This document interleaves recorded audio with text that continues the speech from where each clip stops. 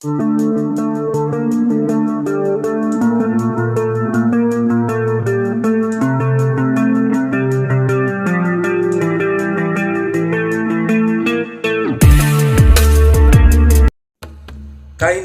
Open ചെയ്യാം.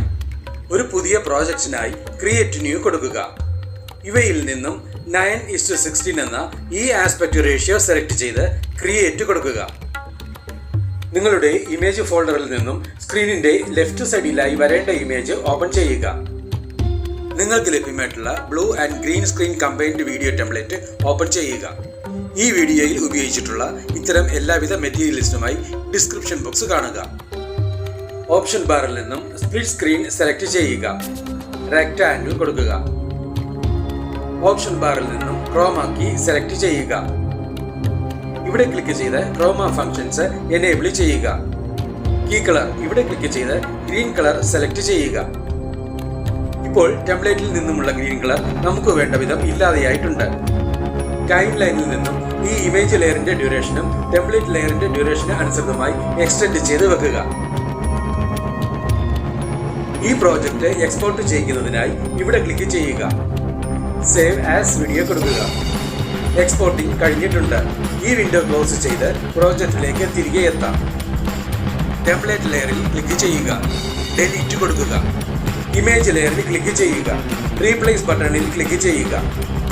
Image അസറ്റ്സിൽ നിന്നും black colour select ചെയ്യുക. നിങ്ങളുടെ കൈൻമാസ്റ്റർ എക്സ്പോർട്ട് ഫോൾഡറിൽ നിന്നും ഇപ്പോൾ നാം എക്സ്പോർട്ട് ചെയ്ത ഫയൽ ഓപ്പൺ ചെയ്യുക.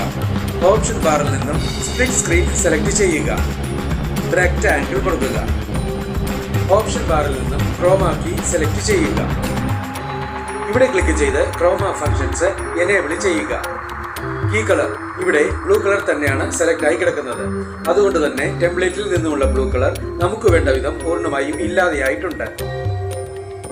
നിങ്ങളുടെ ഇമേജ് ഫോൾഡറിൽ നിന്നും സ്ക്രീനിന്റെ റൈറ്റ് സൈഡിലായി വരേണ്ട ഇമേജ് ഓപ്പൺ ചെയ്യുക. സ്പ്ലിറ്റ് സ്ക്രീൻ സെലക്ട് ചെയ്യുക. റെക്ടാങ്കിൾ കൊടുക്കുക. ഈ 3 ഡോട്ട്സ് ബട്ടണിൽ ക്ലിക്ക് ചെയ്ത് സെൻഡ് ടു ബാക്ക് കൊടുക്കുക. ടൈം ലൈനിൽ നിന്നും ഈ ലെയറിന്റെ ഡ്യൂറേഷനും മുകളിലത്തെ ലെയറുകളുടെ ഡ്യൂറേഷന് അനുസൃതമായി എക്സ്റ്റെൻഡ് ചെയ്ത് വെക്കുക.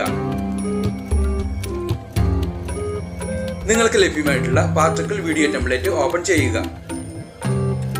ഓപ്ഷൻ ബാറിൽ നിന്നും സ്പ്ലിറ്റ് സ്ക്രീൻ സെലക്ട് ചെയ്യുക. റെക്ടാങ്കിൾ കൊടുക്കുക. ഓപ്ഷൻ ബാറിൽ നിന്നും ബ്ലെൻഡിംഗ് സെലക്ട് ചെയ്യുക. ഇവയിൽ നിന്നും ബ്ലെൻഡിംഗ് ഒപ്പാസിറ്റിയായി സ്ക്രീൻ സെലക്ട് ചെയ്യുക.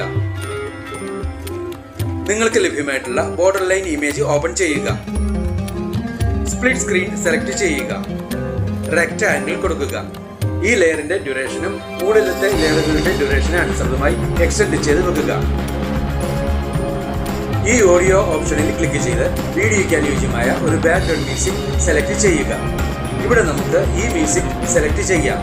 ഈ പ്ലസ് സിംബലിൽ ക്ലിക്ക് ചെയ്ത് സെലക്ട് ചെയ്ത മ്യൂസിക് ടൈം ലൈനിലേക്ക് ആഡ് ചെയ്യുക.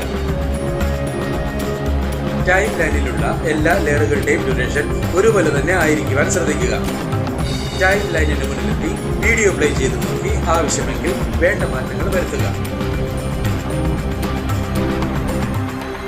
തമ്പനെയിലിൽ കാണിച്ചിട്ടുള്ള ഈ വീഡിയോയും വ്യത്യസ്ത ഇമേജുകൾ ഉപയോഗിച്ച് ഇതേ സ്റ്റെപ്പുകളിലൂടെ തന്നെ ക്രിയേറ്റ് ചെയ്യപ്പെട്ടിട്ടുള്ളതാണ്. ഈ വീഡിയോ നിങ്ങൾക്ക് ഇഷ്ടപ്പെട്ടുവെങ്കിൽ ലൈക്ക് ചെയ്യുക, ഷെയർ ചെയ്യുക, കമൻറ്റ് ചെയ്യുക. ഒപ്പം കൂടുതൽ വീഡിയോകൾക്കായി സബ്സ്ക്രൈബ് ചെയ്യുവാനും മറക്കരുതേ എന്ന് പ്രത്യേകം ഓർമ്മിപ്പിക്കുന്നു.